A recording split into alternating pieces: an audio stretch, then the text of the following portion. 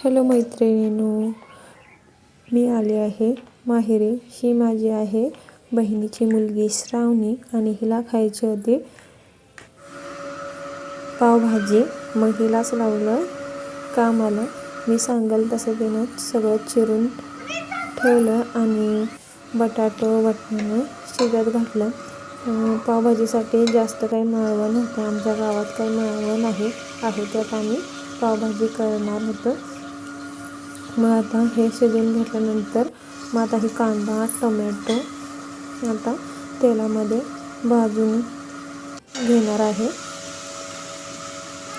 श्रावणीनंच हे सगळं भाजून घेतलं. मी तिला सांगत होते तसं ती करत होती. आता हे जरा लाल होईपर्यंत श्रावणीनं भाजलं.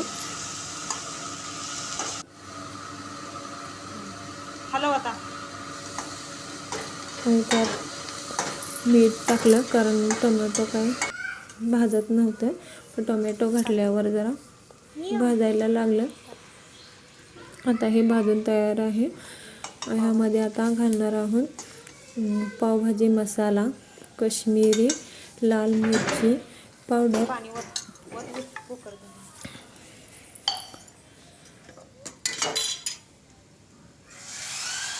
आणि परत ह्यामध्ये टाकायचं आता पूर्ण आता हे बारीक केलेलं शिजवून घेतलेलं वाटाणा आणि बटाटा आणि असं हे शिजून तयार अशी पावभाजी तयार होती. आणि ह्यात वरून कोथिंबीर टाकली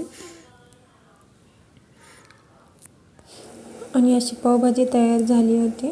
आमच्याकडे असे गोल पाव मिळतात, दुसरे पाव नव्हते.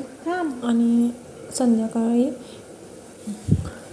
कोथिंबीर वडे करायचे होते, त्यासाठी मी बेसन पीठ, जरा तांदळाचे पीठ आणि लसूण मिरची आणि जिरे मिक्सरला लावून घेतलं आणि त्या पिठामध्ये टाकलं आणि ओवा हिंग आणि कोथिंबीर धुवून अशी बारीक चिरून घेतली आणि ते मळून घेतलं सगळं.